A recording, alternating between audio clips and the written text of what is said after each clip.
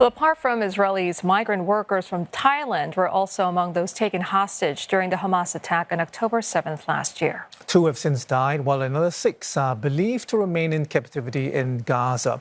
Saksith traveled to Thailand's northeastern province of Buriram to meet a father still waiting for his son's return. This is Pongsak Thana, live streaming from Israel, where he was employed as a farmhand. He would film himself while working. But on October 7th, 2023, he decided to do something different.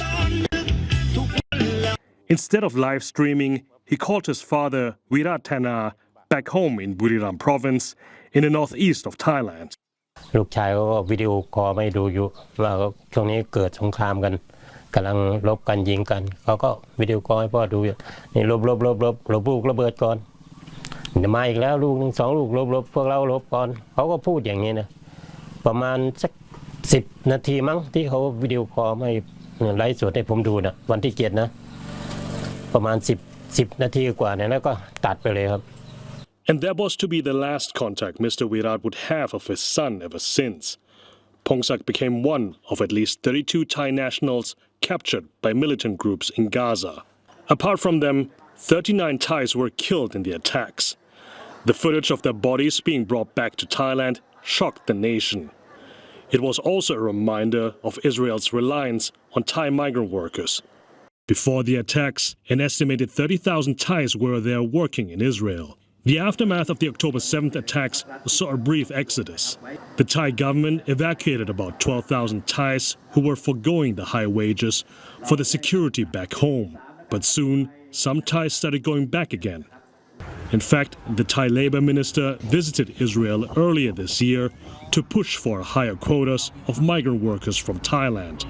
It's rural places like here in Buriram province where most of the migrant workers come from. In Israel, they work as farmhands and gardeners, earning up to $1,800 per month, which is a lot more than they could ever earn back home here in the same line of work. 29 Thai nationals who were taken hostage came home nearly 2 months after their capture. But a year on, 6 are known by authorities to be still in captivity, including Pongsak. His father tells us that officials did initially check in on him while paying a compensation of about $750 in total. But since then, he has heard very little, despite repeated and costly follow-ups. เป็น10 กว่ารอบมั้งครับที่ส่งไปแล้วกลับมาแก้ใหม่ส่งไปแล้วกลับมาแก้มันผิดเดี๋ยวก็ถูกเราก็เสียค่านิติกรไป2 ครั้งครั้งละ 3,526 บาท2 ครั้งก็เป็น 7,000 กว่าแล้วเฉพาะค่านิติกรแล้วค่าเหมารถที่ไปแรงงานบุรีรัมย์จังหวัดเนี่ยไปแต่ละรอบเนี่ยก็ต้อง 1,200 ก็ต้องไปตามไปส่งตั้งหลายรอบแล้วเงินพวกนี้มันก็ต้องใช้จ่ายไม่มีเงินแล้วก็ต้องยืม In its press briefing last week, the Thai Foreign Ministry didn't provide any new updates either, but reiterated its continued efforts to bring them home. I would like to underline that the Thai government will continue to exert all possible efforts to advocate for our remaining Thai hostages in Gaza. We continue to be in touch with key players in the region to discuss and seek their good offices towards the release of Thai hostages. That is also the reason why we continue to call for and assist on a return to negotiations and an immediate ceasefire and the release of all hostages, including Thai nationals in Gaza.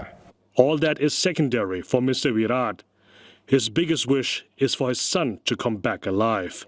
ถ้าหากลูกชายสามารถยังรับข้อมูลอะไรได้จะอยากฝากให้ลูกชายว่าไงถ้าสมมติว่าขอภาวนาให้เป็นจริงถ้าลูกชายยังมีชีวิตอยู่ถ้าวันไหนถ้าฝั่งรัฐบาลอิสราเอลว่าปล่อยตัวประกันมันก็ขอให้ลูกรีบกลับมาบ้านปั๊บบ้านเกิดหาพ่อตาหาป้าหาลุงแต่ที่สำคัญที่สุด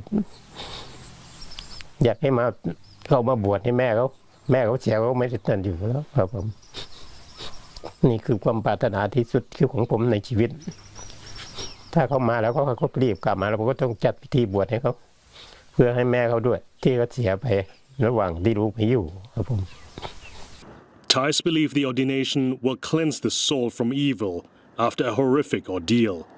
This hope for a fresh start for his missing son has kept his father going for a year and counting. All right, for more, we are joined by Saksith in Buriram. Saksith, a very heartbreaking story indeed, but we also understand that you have kept in touch with other families of those still held captive. How are they coping? Yes, indeed. It has to be noted that October 7, 2023 was also the single deadliest incident for Thais abroad as well. So it is somewhat surprising to see that, at least here in Thailand, the public attention has waned over the months. But we definitely kept in contact with families of hostages and ex-hostages that we have covered last year after their return and when this incident has happened. There's, for example, Kami Lamnao.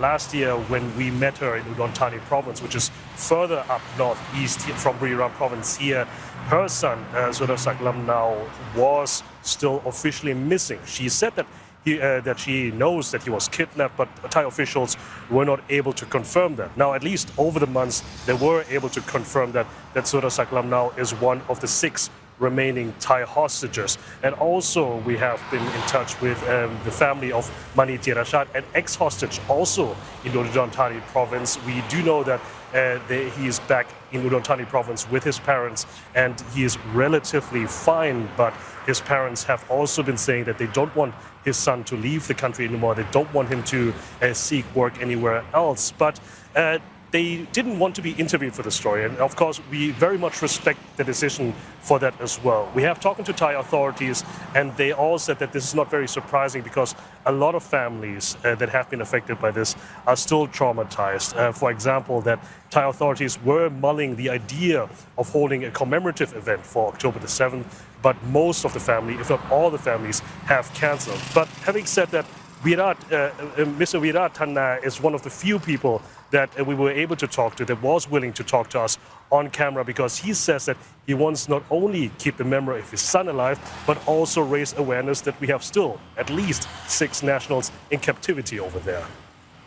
Saksith, the Thai government says is doing all it can to get the hostages released. Do you have specifics? What exactly are they working on and how are they trying to do this?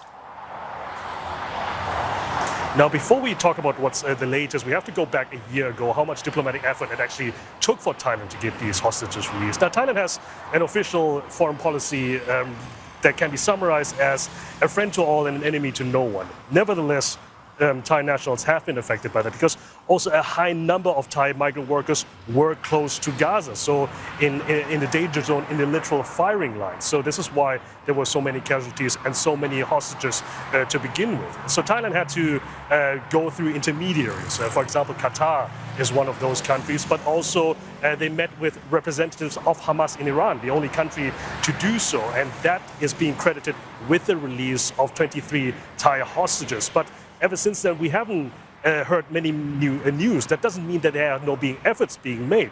Now, one glimpse we saw is from current Prime Minister Paetongtarn Shinawatra. She was in Qatar for a regional summit the other day and has met with regional leaders, including the Emir of Qatar, but also the President of Iran, to not only thank for their efforts to get those 23 Thai hostages free, but also to seek the release of the remaining 6 hostages. Now, all in all, it also goes to show that even though Thailand is 7,000 kilometers away from Thailand, what happened over there has ripple effects all the way here to rural Thailand.